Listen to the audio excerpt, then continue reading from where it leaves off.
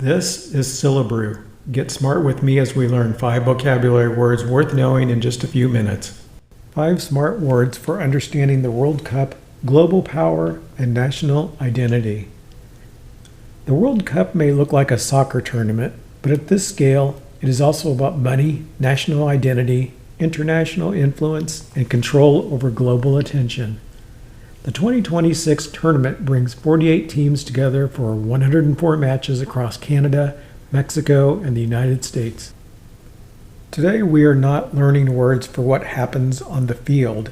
These 5 words help explain the much larger forces surrounding the World Cup.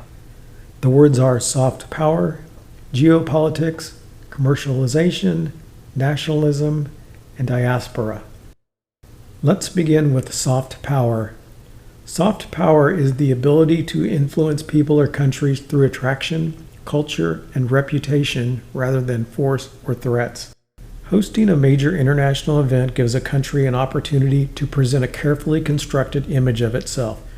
It can display its cities, infrastructure, culture, hospitality, and ability to organize something enormous. That image may influence how millions of people view the country. Here is an example. Hosting the World Cup became an exercise in soft power designed to improve the country's international reputation.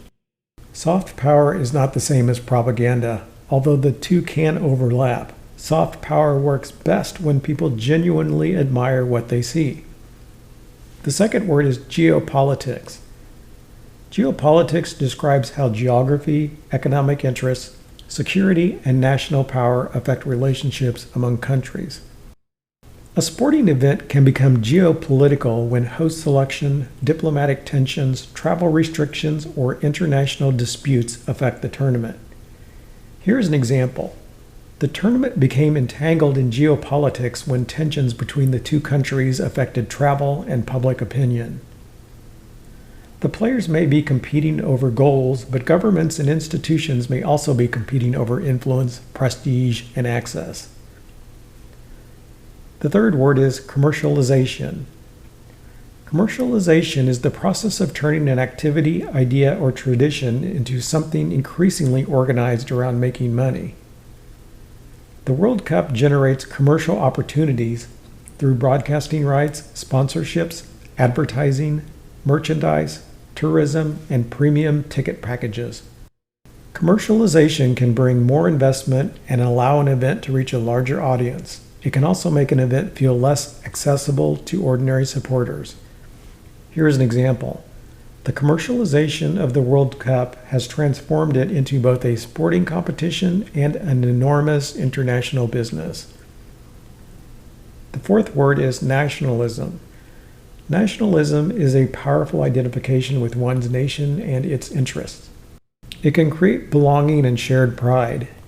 It can also become unhealthy when national pride turns into hostility, exclusion, or a belief that one country is inherently superior to another. During the World Cup, millions of people temporarily organized themselves around flags, anthems, and national teams. Here is an example. The team's unexpected victory produced a surge of nationalism across the country. A soccer victory does not prove that one country is better than another.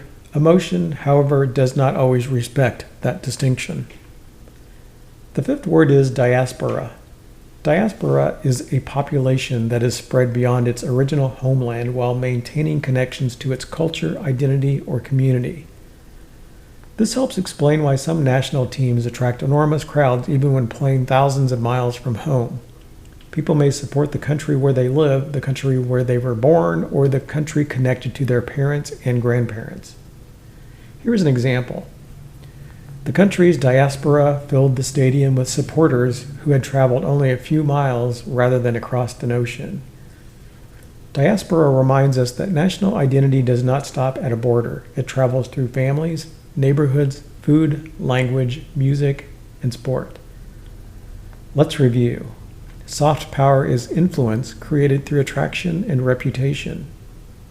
Geopolitics explains how geography and national power affect international relationships. Commercialization is the process of organizing something increasingly around revenue. Nationalism is strong identification with one's nation. And a diaspora is a community living beyond its ancestral homeland while retaining connections to it. Here is a sentence using all 5 of those words. The World Cup is shaped by geopolitics, amplified by commercialization, used as soft power, intensified by nationalism, and carried across borders by diaspora communities. Those 5 words reveal why the World Cup is never only about soccer. It is also a global stage where countries, companies, and communities compete to shape how the world sees them. The World Cup is more than a soccer tournament. It is also a global contest involving money, influence, national identity, and international reputation.